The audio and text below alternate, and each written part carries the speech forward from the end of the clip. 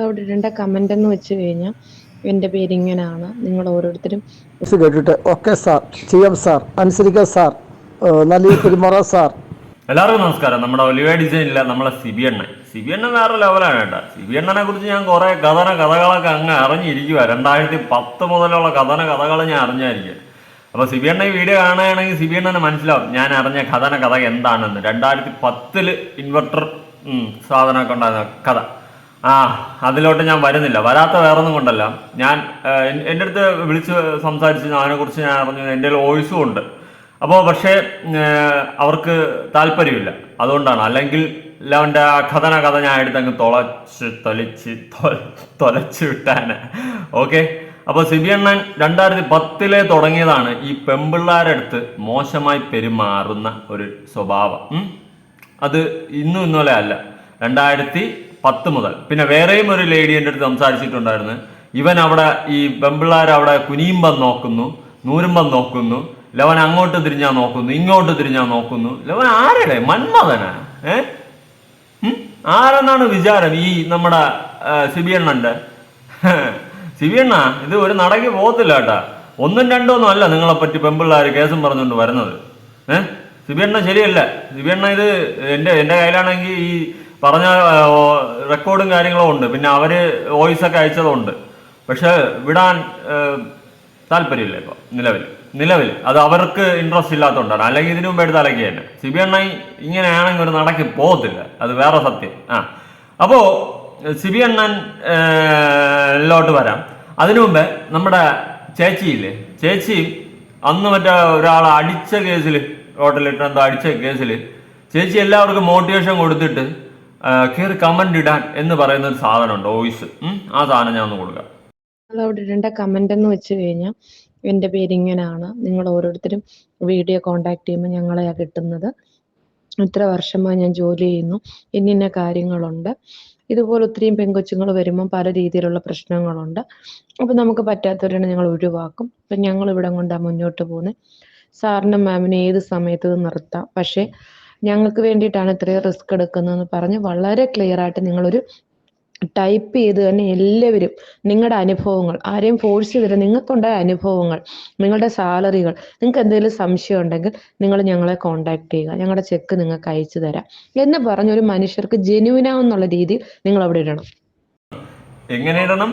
ജെനുവിനാണെന്നുള്ള രീതിയിൽ അങ്ങനെ ഒരു കമന്റ് അവിടെ ഇടണം. അപ്പോൾ ജെനുവിൻ അല്ല, ജെനുവിനാണെന്നുള്ള രീതിയിൽ ഒരു കമന്റ് ഇടണം. അന്ന് ആ അടിയന്തൊക്കെ ഉണ്ടായ സമയത്ത് കമന്റ് എവിടെ പോസ്റ്റിലല്ലായിരിക്കും, അതൊക്കെ സീനായി കാണുമല്ലോ ആ സമയത്ത്.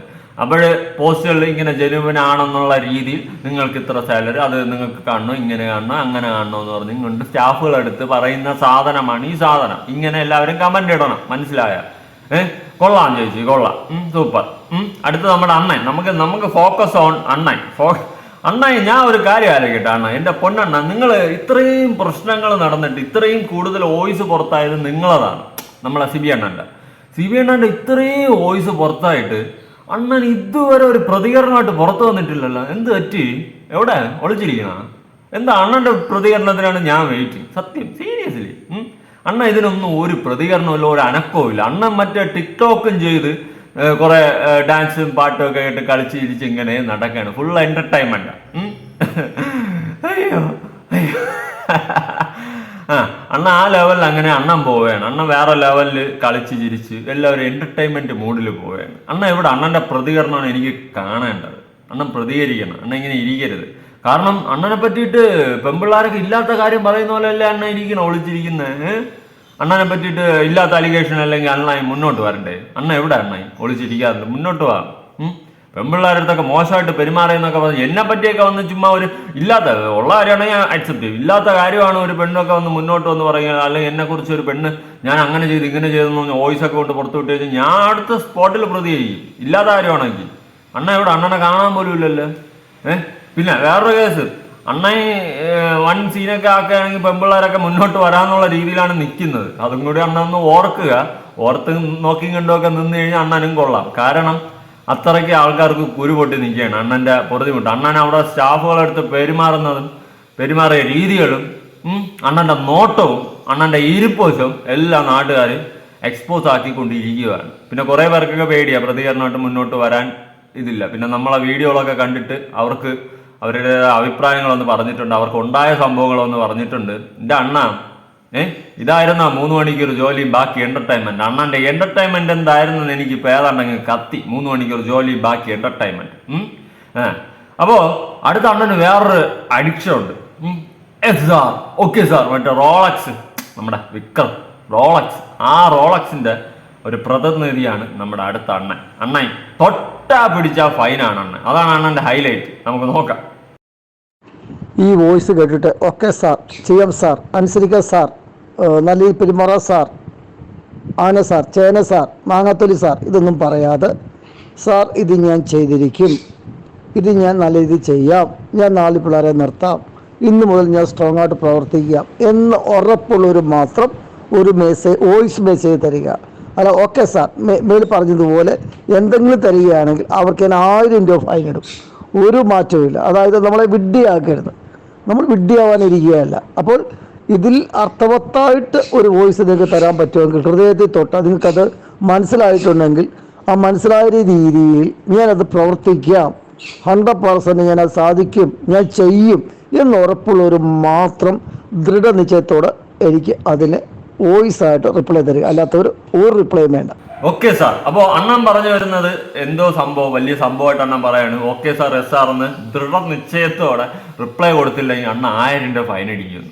എന്തോന്ന് അണ്ണൻ ഞാൻ എൻ്റെ ഒരു കഴിഞ്ഞ വീഡിയോയിൽ കമന്റ് ബോക്സിൽ കണ്ടായിരുന്നു, ഏതോ ഒരു ഈ ഫൈനിൽ പെട്ടു ഏതോ ആത്മാവ് അണ്ണന് കയറിയെന്ന്. അങ്ങനെ എങ്ങാണ്ടാണ്, എനിക്ക് അറിയാൻ പാടില്ലാത്തോണ്ടിരിക്കണം. ഇത്രയും മാത്രം ഫൈൻ അടിക്കാൻ എവിടെ ഇരിക്കണം അണ്ണ? ഈ ഫൈനിൽ ആളുകൾക്ക് ശമ്പളം കൊടുക്കണ്ടേ? ഫുള്ള് ഫൈനാണ്, ഫുള്ള് ഫൈനിൽ കട്ട് ചെയ്താണ് കൊടുക്കുന്നത്. അറിയാൻ പാടില്ലാത്തോണ്ട് ചോദിക്കുക.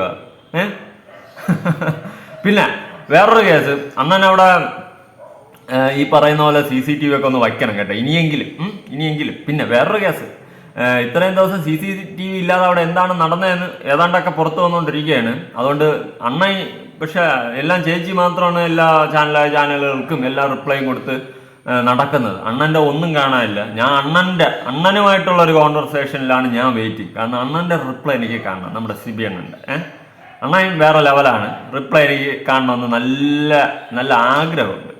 അവിടെ വെറുതെ ഇരുന്ന് ചുമ്മാ ഇരിക്കാണ്ട് എവിടെയെങ്കിലും മാളത്തിരിക്കാണ്ട് അണ്ണൻ പറ. അണ്ണനെതിരെ ഇത്ര ആരോപണങ്ങൾ വരെയല്ലേ പെൺകുട്ടികളടക്കം മുന്നോട്ട് വന്ന്, അതിനണ്ണ ഒരു ഇത് പറ. അതാണ് അണ്ണൻ പറയേണ്ടത് ആദ്യം, മനസ്സിലായോ? ആ ഒരു ഇതിന് അണ്ണൻ എക്സ്പ്ലെയിൻ ചെയ്യണം.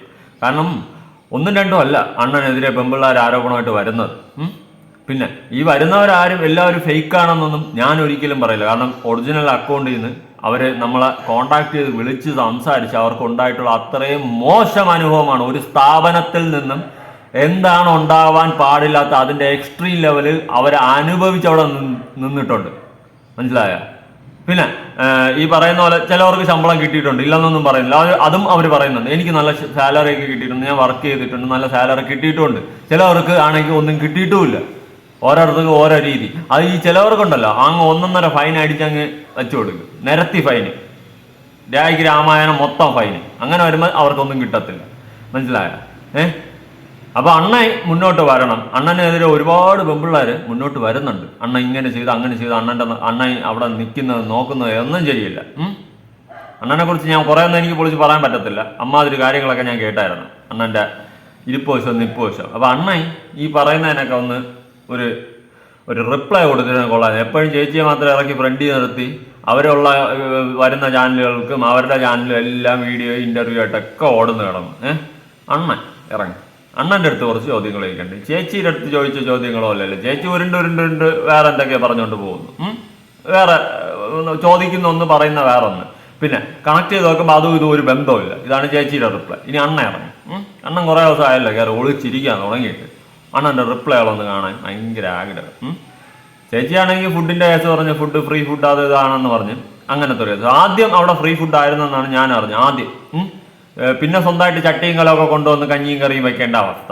പിന്നെ അവിടെ നിന്ന് കഞ്ഞിയും കറിയും വെക്കണേന്ന് ഇവർ കൈയിട്ട് വരുന്ന വേറൊരവസ്ഥ. ഇങ്ങനെ പല പല സാധനങ്ങൾ ഞാൻ കേട്ടു. കേട്ട് പല സ്ഥലത്തുനിന്നും പല ജില്ലയിലൊന്നും ആൾക്കാരെ വിളിച്ച്. അപ്പൊ അണ്ണ ഇനി ഒരു എക്സ്പ്ലനേഷനായിട്ട് ഇറങ്ങി. എന്തായാലും നമുക്ക് നോക്കാം. പിന്നെ കുറെ പിള്ളേർക്ക് ഫോണൊക്കെ അണ്ണൻ പിടിച്ച് വെച്ചിട്ടുണ്ടെന്നൊക്കെ അറിയുന്നുണ്ട്. നമുക്ക് നോക്കാം. അണ്ണന് ഫോണൊന്നും കൊടുക്കാൻ വയ്യ. അണ്ണൻ എല്ലാ ചേച്ചിയാണ് അല്ലേ, ഫോണൊന്നും കൊടുക്കാൻ വയ്യ. പിള്ളേർ പൈസ കൊടുത്ത് വാങ്ങിച്ച ഫോണ്, മുദ്രപത്രങ്ങളും ഒപ്പിട്ട് വാങ്ങി വെച്ചും കൊണ്ട് ഫോണുകൾ പിടിച്ച് വെച്ചിട്ടുണ്ട്. ചേച്ചിയുടെ അടുത്ത് ഇന്റർവ്യൂവിൽ അൽത്താഫാണെന്ന് തോന്നുന്നു ചോദിച്ചപ്പോൾ മുദ്രപത്രമൊന്നുമില്ല, അങ്ങനെയൊന്നുമില്ല. അപ്പൊ മുദ്രപത്രമൊന്നും ഇല്ലല്ലോ, അപ്പൊ ആ ഫോൺ അങ്ങ് തിരിച്ചു കൊടുക്കുന്നതായിരിക്കും ബെറ്റർ കേട്ടോ. അല്ലെങ്കിൽ അതിന്റെ പേരിൽ വേറെ വള്ളി വരേണ്ട താമസമുണ്ട്. അപ്പോൾ കൊള്ളാം, എന്തായാലും നടക്കട്ടെ. നിങ്ങൾക്ക് ഇതുമായി റിലേറ്റ് ചെയ്തിട്ട് ആർക്ക് എന്ത് വേണം പറയാൻ ഉണ്ടെങ്കിൽ എനിക്ക് ഇൻസ്റ്റയിലോ ഫേസ്ബുക്കിലോ മെസ്സേജ് അയക്കുക. അപ്പോൾ നിങ്ങളുടെ അഭിപ്രായങ്ങളും കാര്യങ്ങളും ഉറപ്പായിട്ട് താഴെ കമന്റ് ചെയ്യുക. പുതിയ വീഡിയോ ആയിട്ടാണ്.